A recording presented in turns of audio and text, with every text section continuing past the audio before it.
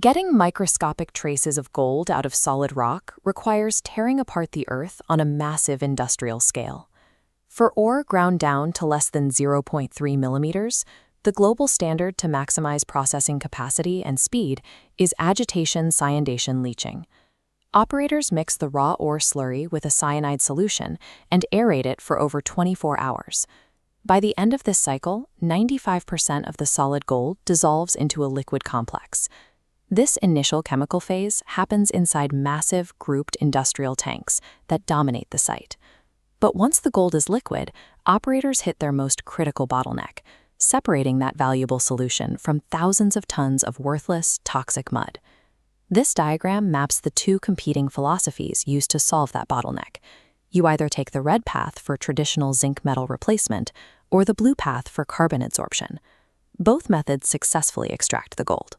But as you can see by the mechanical icons on the red path and the chemical hazard icons on the blue path, they force a choice on exactly where your plant will absorb the operational pain. Choosing a separation method is the single most important decision for a plant's physical footprint, upfront capital expenditure, and long-term profitability. The traditional zinc route is a filtered method. It demands brute force mechanical infrastructure to get the job done.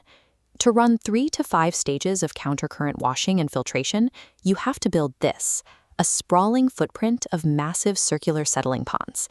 These enormous thickeners are entirely dedicated to separating the cyanide leachate from the mud until you are left with a clear, pregnant solution. This is a severe vulnerability. If the local mud is difficult to settle, or if the separation is incomplete, your overall gold recovery rate drops immediately.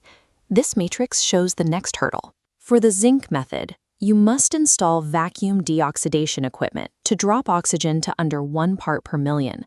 Why? The zinc powder and lead salts are highly reactive.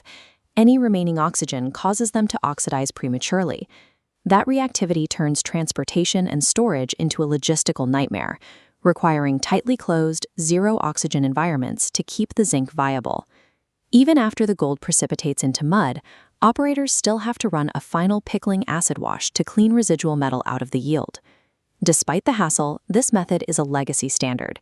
It reliably produces a very high-grade gold mud with purities over 30%. The zinc method guarantees a high-grade chemical yield, but forces you to pay for it up front with massive land requirements and fragile supply chain logistics. The modern alternative is the non-filtered carbon adsorption route, which entirely eliminates those massive settling ponds. Instead of waiting for gravity to separate the mud, operators drop activated carbon directly into the cyanide pulp to absorb the gold ions. To survive the violent slurry, you need the specific material shown here, dark charcoal derived from coconut shells. Imported coconut shell carbon is mandatory because it possesses the exact micropores, high surface activity, and extreme wear resistance needed to do the job. This CIL tank schematic shows cyanidation and adsorption happening simultaneously. Slurry cycles around the riser, while carbon flows countercurrent, grabbing gold.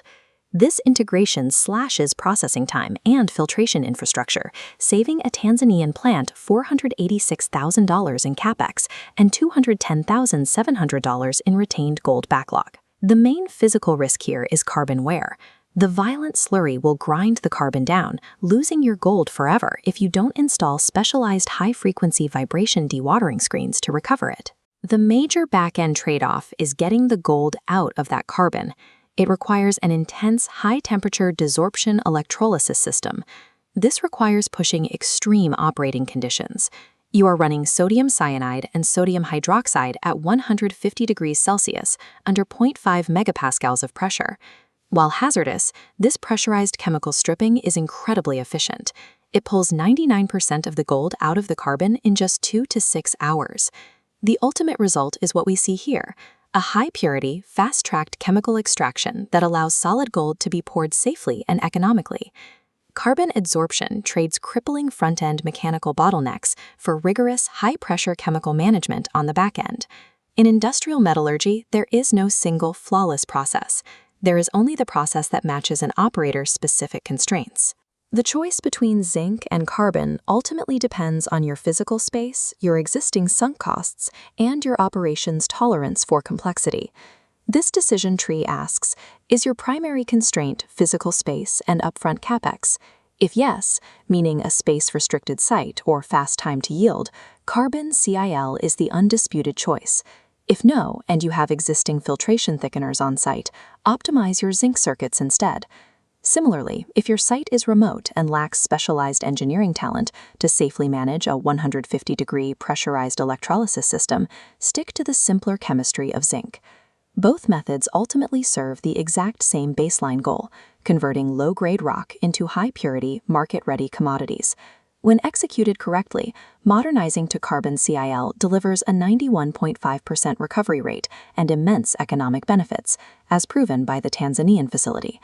Modernizing a gold plant isn't about eliminating complexity. It is about strategically choosing whether your operation is better equipped to handle massive mechanical scale or high-pressure chemical precision.